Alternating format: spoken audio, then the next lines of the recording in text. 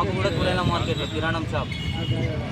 వ్యాపార నిమిత్తం రఘురామ్ దగ్గర సరుకులు తెచ్చుకుంటాను వరంగల్లో. ఆయనకు 20 లక్షలు అప్పు పడ్డాం.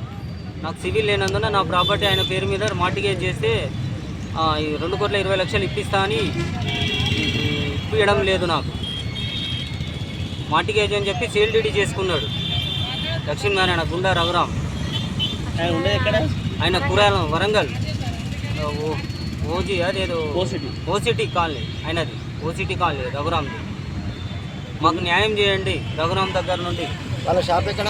వరంగల్ ఎక్కడ? ధర్మారం.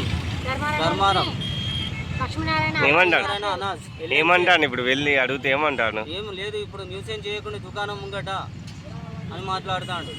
ప్రాపర్టీ ఎంత మొత్తం? ఏం చేయలేదు. ప్రాపర్టీ ఎంత మొత్తం? 3,5 కోట్లు. ఎన్ని గజాలు మొత్తం? అది 420 గజాలు. సరే.